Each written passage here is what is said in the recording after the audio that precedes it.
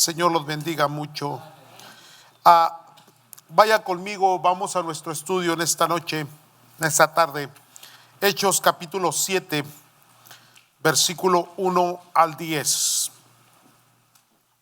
La defensa de Esteban. Comenzamos hablando de Esteban, hermanos, como un obrero, un siervo, un administrador. Les decía la semana pasada que grandes ministerios y grandes movimientos de Dios comienzan con hombres y mujeres que se convierten en servidores. Les mencionaba que Esteban, el primer mártir, un hombre con una unción poderosísima, un hombre con la gloria del Señor, con una palabra que cuando hablaba hacía que la gente, hermanos, se convirtiese o se turbase. Vamos a hablar de eso un poquito. Pero ¿dónde comenzó? Cuidando viudas, hermano.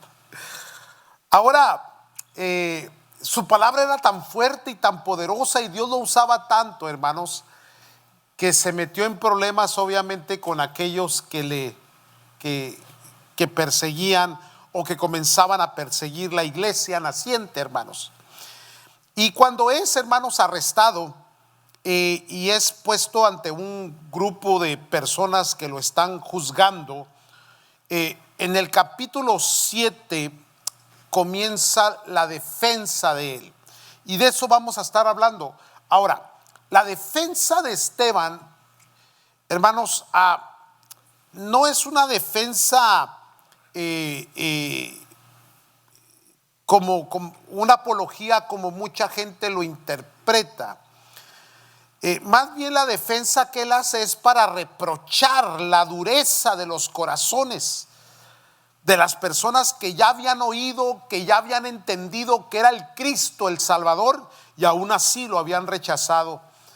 Y él, con una palabra bien ungida, bien poderosa, reprocha la dureza del corazón y luego les hace un reclamo sobre la resistencia que tienen al Espíritu Santo, hermanos. Esa es la palabra que él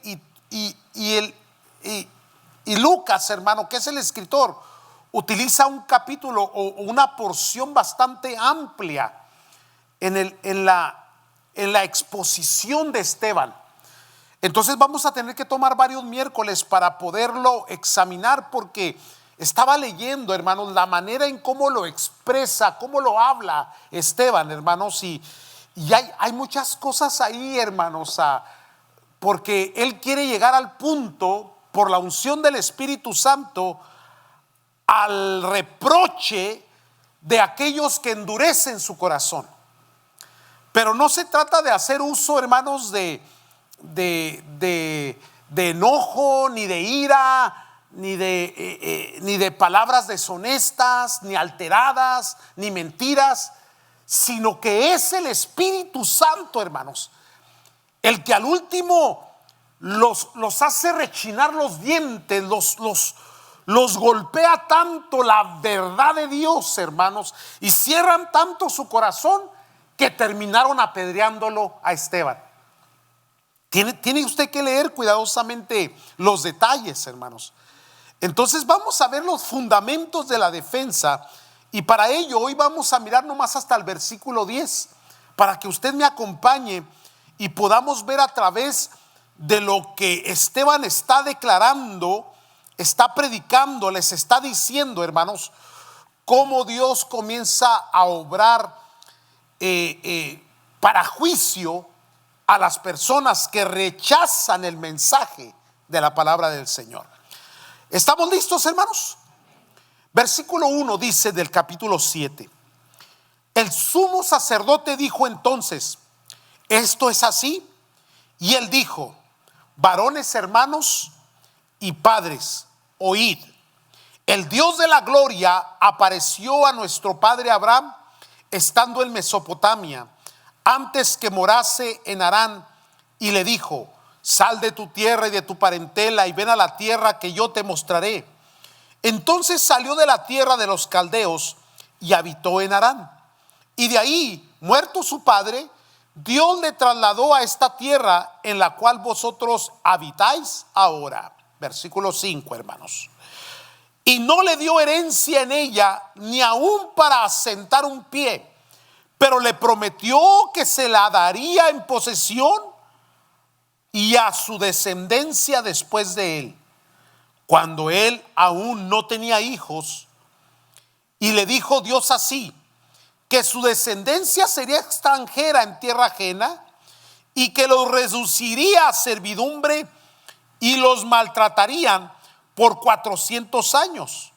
Mas yo juzgaré, dijo Dios, a la nación de la cual serán siervos, y después de esto saldrán y me servirán en este lugar. Y les dio el pacto de la circuncisión, y así Abraham engendró a Isaac, y la circuncisión al octavo día, y le circuncidó al octavo día, discúlpeme. E Isaac a Jacob, y Jacob a los 12 patriarcas. Los patriarcas, movidos por envidia, vendieron a José para Egipto, pero Dios estaba con él y le libró de todas sus tribulaciones y le dio gracia y sabiduría delante de Faraón, rey de Egipto, el cual lo puso por gobernador sobre Egipto y sobre toda su casa. Obviamente está extenso, ¿no? Pero vamos a mirar estos primeros 10 versículos, hermanos. Ahora, al igual que Pedro, al igual que Juan, cuando fueron arrestados, ¿qué fue lo que usaron, hermanos? ¿Cuál fue su defensa? Recuerde, cuando alguien quiere defender una mentira, cuando alguien quiere defender lo indefendible, siempre va a hacer uso de interpretaciones de texto, interpretaciones, hermanos, de formas de ver, de lentes, de forma de ver un texto. Pero cuando ves tú la defensa de Esteban, Esteban comienza con la historia de su propio pueblo y comienza, hermanos, dando por decir así, un historial muy completo, muy básico, pero al mismo tiempo completo de lo que había sucedido, porque les está hablando a gente que tenía un pleno conocimiento del Antiguo Testamento, hermanos. Entonces, Esteban, hermanos, hace uso correcto de la palabra de Dios. ¿Sabe que el problema que tenemos hoy es, hermanos, que el pueblo a veces está ignorante? Somos muy perezosos en la lectura, en el estudio. La oración, hermanos, que usted hace debe de ir acompañada de la meditación de la palabra del Señor. La oración que usted hace debe ir acompañada, hermanos, del estudio de la palabra del Señor. No se puede únicamente tomar, como lo hemos hecho por costumbre por muchos años, únicamente adoptar versículos y repetirlos sin entender ni su contexto cultural, ni entender el propósito y el significado de ese texto, hermanos. Y por ello es que a veces la gente cae en confusión, amados. Y por eso a veces no sabemos exponer bien la palabra del Señor, y llega cualquier otra persona con cualquier otro argumento y terminan en confusión tanto el que argumenta como el que no sabe responder conforme a las Escrituras. Esteban es un hombre lleno del Espíritu Santo, y obviamente al comenzar a decir esto quiere decir que tenía un pleno conocimiento del Antiguo Testamento, hermano. No sabemos de dónde viene Esteban, no conocemos su historial, de qué, cuál era su antes de ser participante del cuerpo de Cristo, cuál era su trabajo. Muy diferente, por ejemplo, a Pablo, hermano, que sabíamos quién era Pablo antes. que era fariseo, que era un estudioso, que era un hombre docto de mucho conocimiento, pero aquí Esteban no tenemos un historial de él.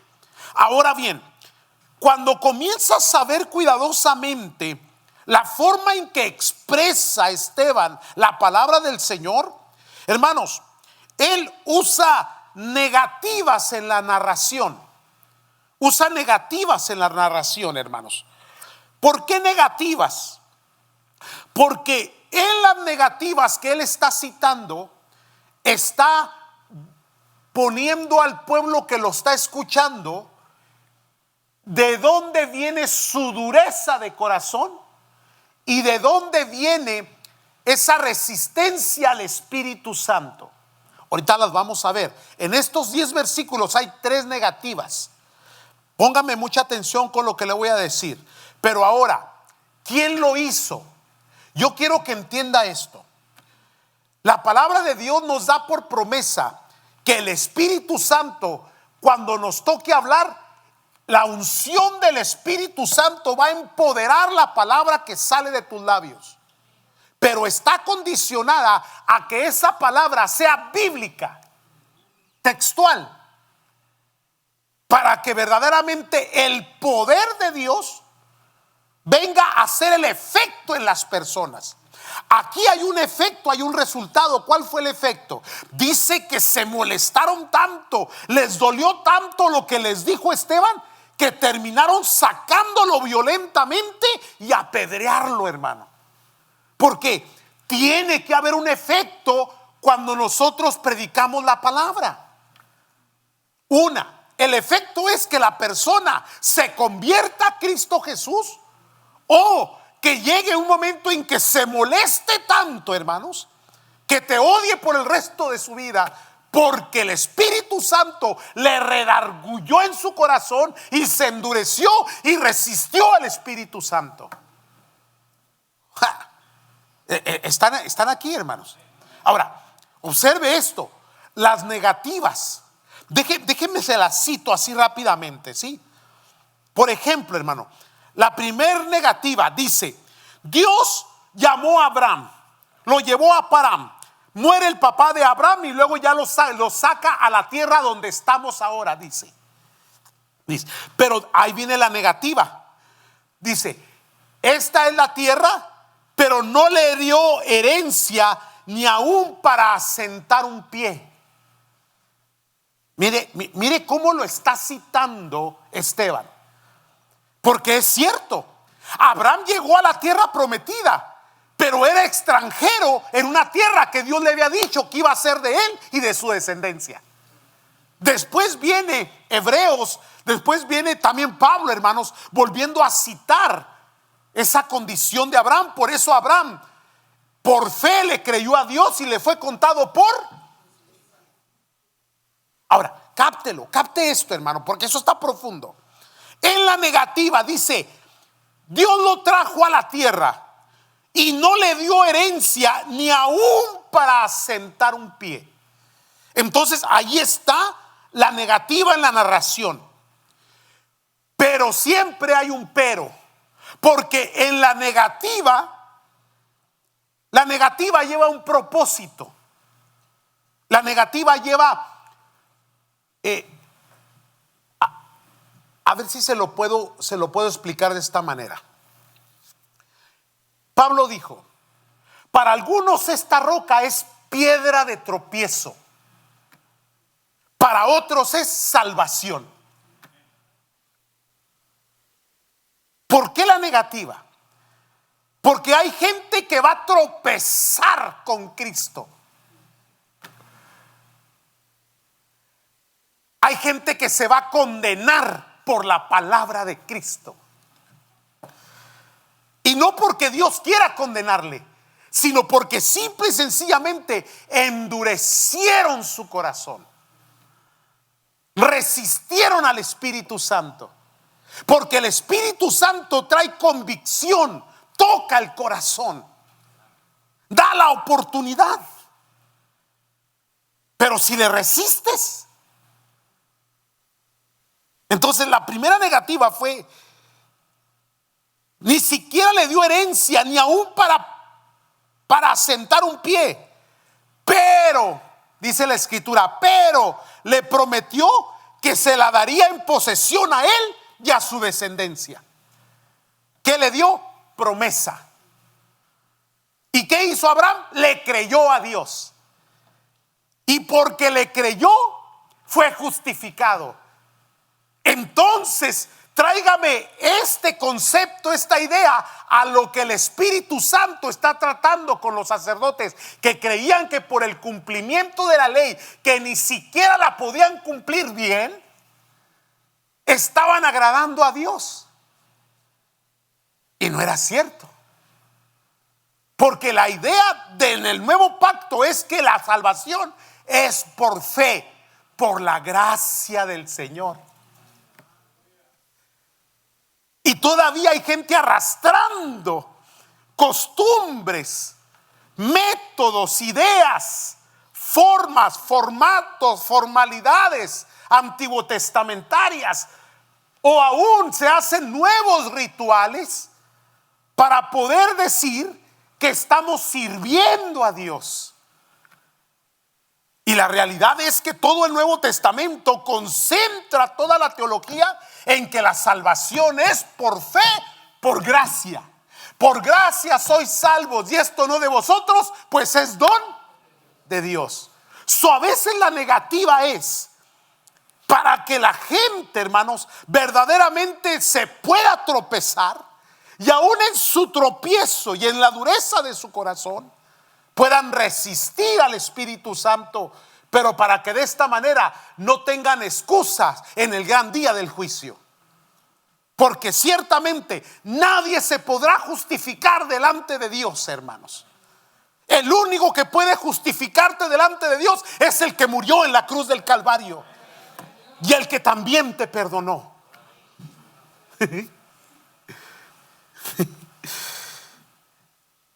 Entonces, había que creerle. Recibió una herencia que no era ni de él todavía. Segunda negativa en la narración: cuando aún no tenía hijo, recuerden, es Esteban hablando, está citando la palabra de Dios, está citando la historia, la base de ellos, lo que ellos creían, lo que ellos profesaban, de lo que ellos se alimentaban. Está usando el mismo producto que ellos usan,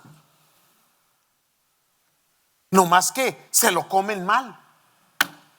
En vez de comerse el maíz, se comen el elote. ¿Cuántos entienden eso? Nomás los que son de rancho me entienden.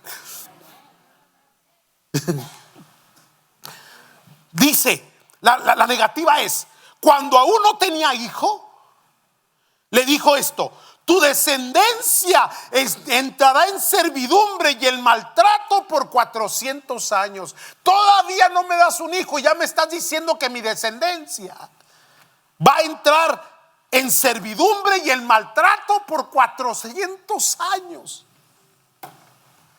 Negativa.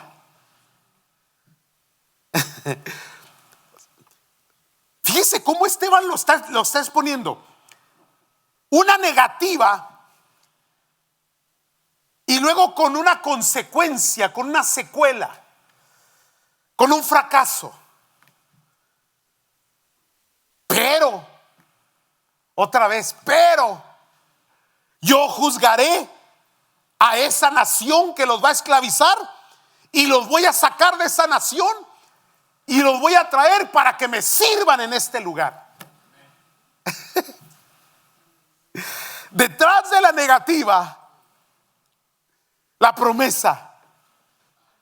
La promesa. Porque al último todo es por fe. ¿Cómo se recibe la salvación? Por fe. No, por favor, no busques pruebas seculares o históricas. Y está bien si las estudias y las encuentras, que lo que es veraz, aún la ciencia lo confirma. No hay ningún problema por ello.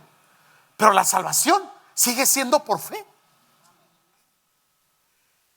Y el que se acerca a mí, dice el Señor, el que se acerca a Dios, crea que le hay y que es galardonador de los que le buscan. Y el salmista dijo: de los que le buscan de veras. Entonces el velo que hablaba yo el viernes pasado en la oración sobre esto está sobre tanta gente, hermano. Aún creyentes están velados.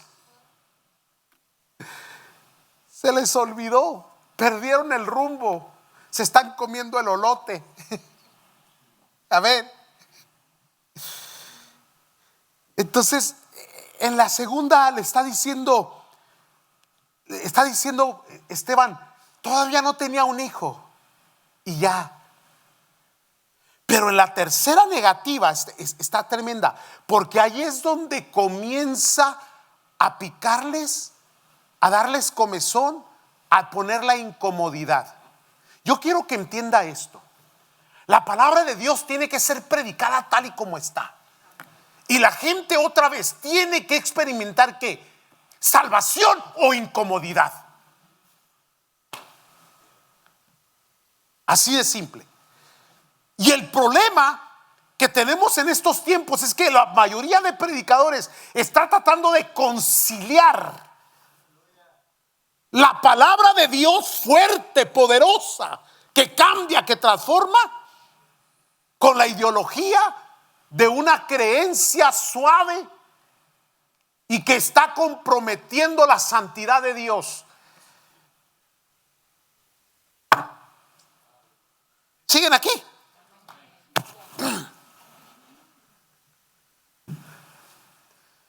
Entonces,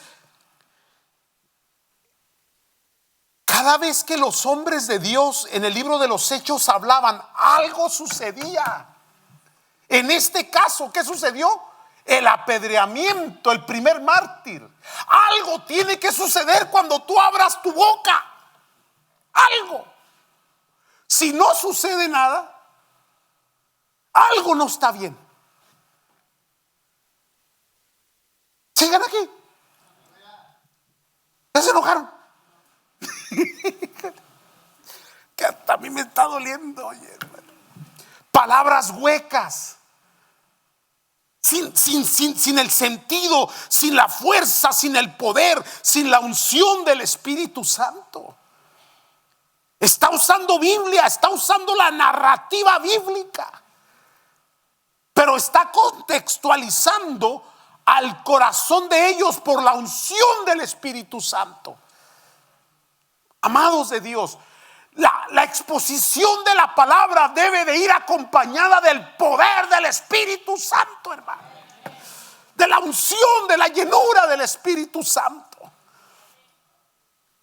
Que la gente sea tocada, sea ministrada, o por lo menos que se incomode con lo que oyó. Que salga, hermanos, rechinando dientes.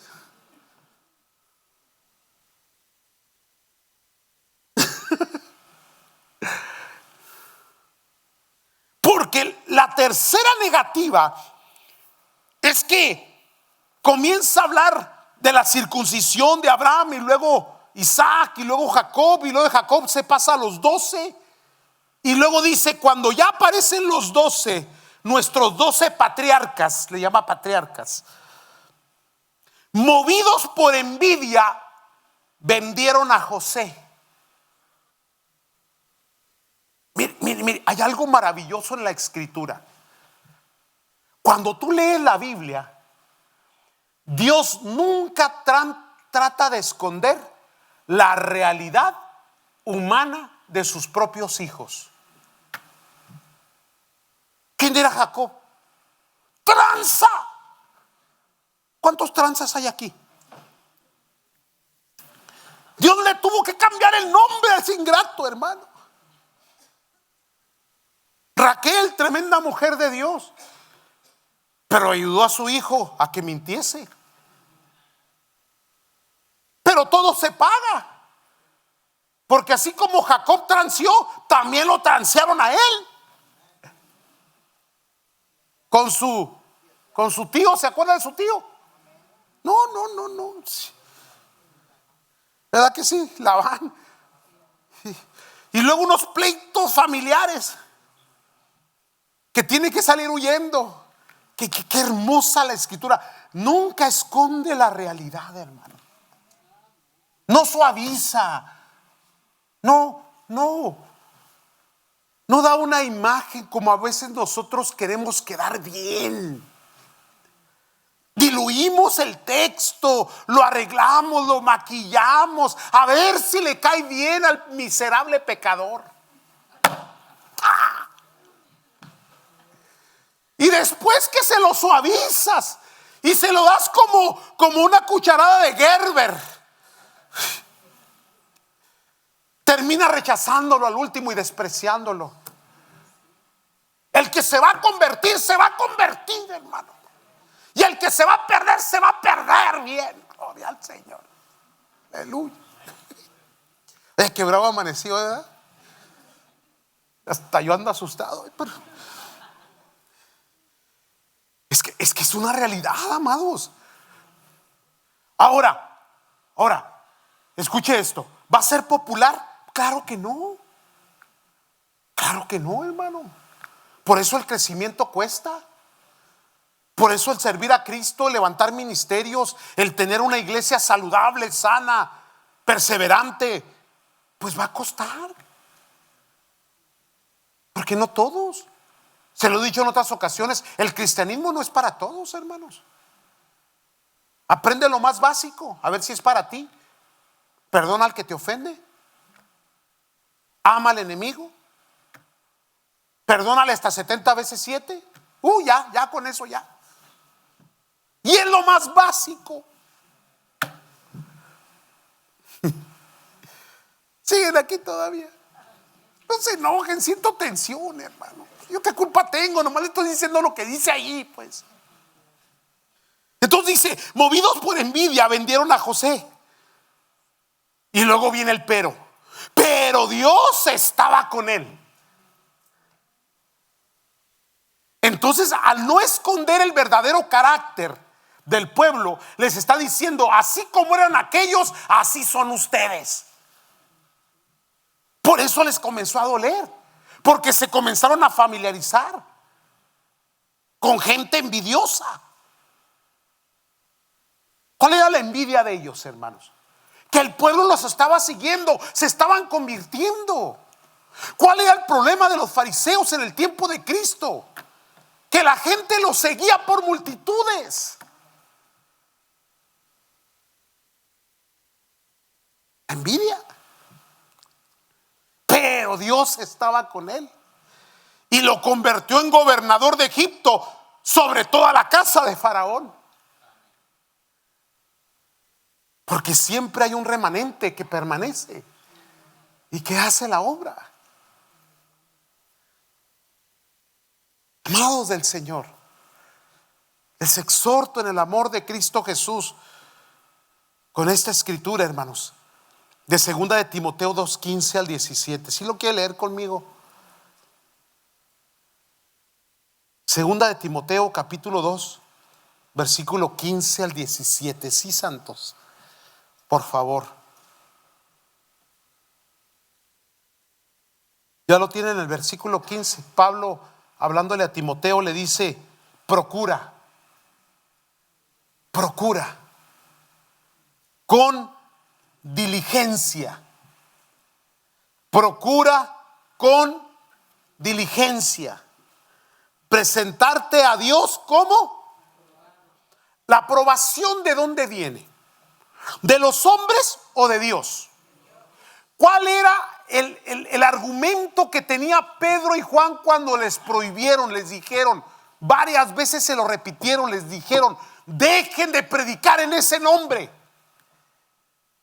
Y ellos argumentaban y decían: ¿acaso debemos de dejar de obedecer a Dios para obedecer a los hombres? En ninguna manera. Entonces los azotaban y después de azotados los soltaban. Pero cuando ellos salían, hermano, con la espalda ardiéndoles. ¿Aló? ¿Qué te arde a ti hoy? Qué buena pregunta, ¿no? Ellos dicen que salían gozosos de haber sido dignos de sufrir por la causa de Cristo Jesús. A usted le hacen mala cara y le dice, ya no quiere volver. Ya.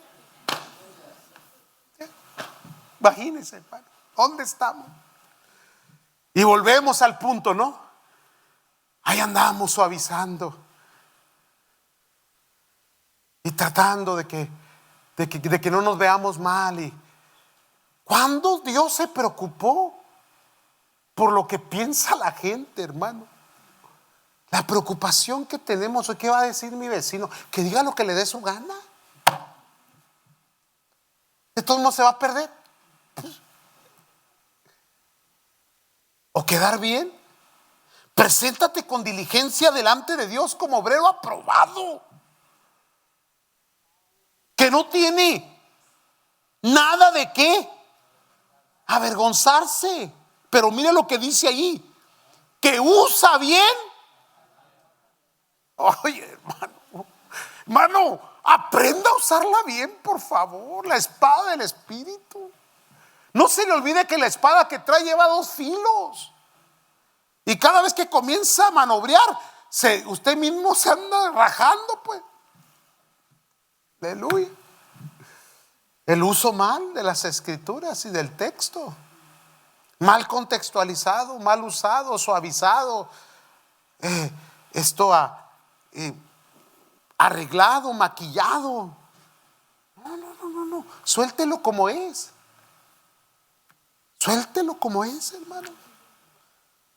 Dígaselo a las personas. Es que tu problema no es que estás enfermo en tu alcoholismo. Tu problema es que estás en pecado.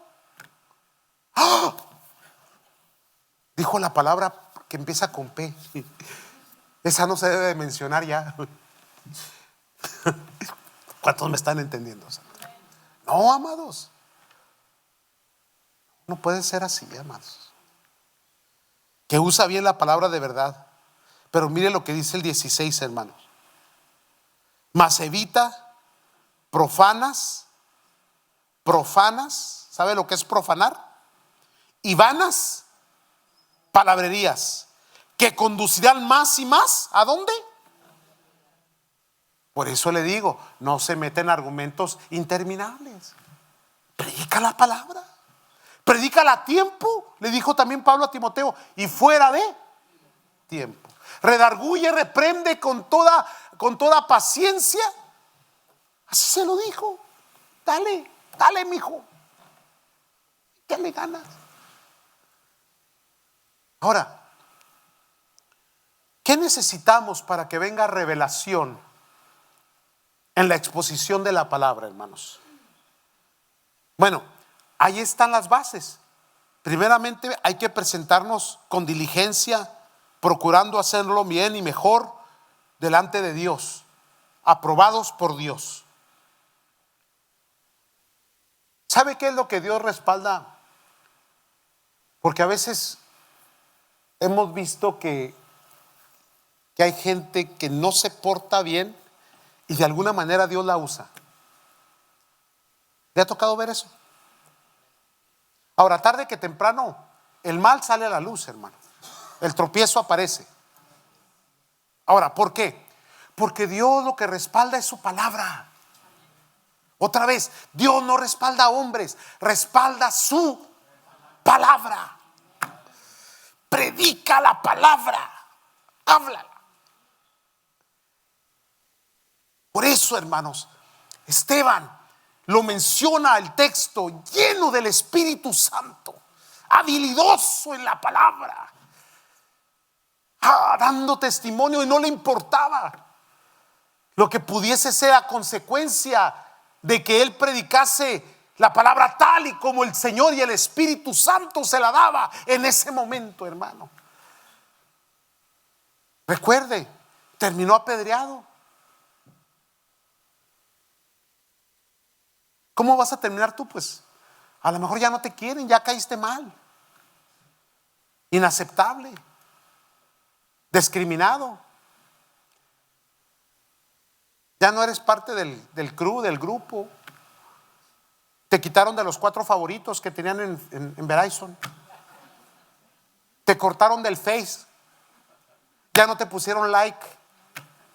Y ahora ya te estás, ¿verdad?, muriendo por eso. ¿Qué esperabas, hermano? ¿Qué esperabas? ¿Aló? El mundo, Jesucristo nos advirtió: en el mundo tener esa aflicción. Pero no se preocupen, mis hijos, yo ya vencí al mundo. Así que, santos, llenémonos del Espíritu Santo, pidámoslo. Úngeme, Señor, pon palabra en mis labios. Que cuando le vuelva a compartir al hijo, a la hija, papá, mamá, al vecino, al amigo, que cuando prepare ese momento, Señor, anticípate, Dios. Pon las palabras en mis labios, trae a mi mente fresca. Yo estudiaré, yo me presentaré con diligencia, procuraré el estudio, la memorización de las escrituras, para cuando llegue el momento, tu Espíritu Santo haga de mí un instrumento en tus manos. Y otra vez Dios lo va a usar. ¿A quién Dios usó aquí, hermano? Pues al que estaba cuidando viudas. ¿Aló? Estaba limpiando mesas. Estaba contando las dádivas. Así que, hermano, Dios lo puede usar a usted, hermano. Déjese usar. Ay, hermano, Dios usó una mula para hablarle a un profeta. ¿Usted cree que Dios no lo va a poder usar usted? Usó un burro. Y pollino el burro, o sea, chiquillo, pues. Así que, ¿quién era Pedro? Un salvaje. ¿Quién era Mateo? Híjole, un aduanal, hermano. Mexicano. Y Dios los usó, hermano. Dios los usó. ¿Quién era Juan y Jacob? Hijos de mami. ¿Ves? No, obsérvalos. Hijos de mami y de papi. Y Dios los usó.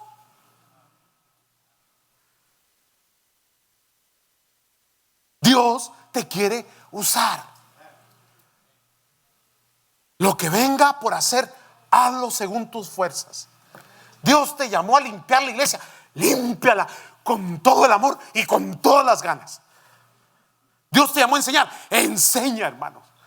Oh, prepárate como si fueras a una cátedra y son niños de 4 años. Aleluya. Qué lindo, ¿no?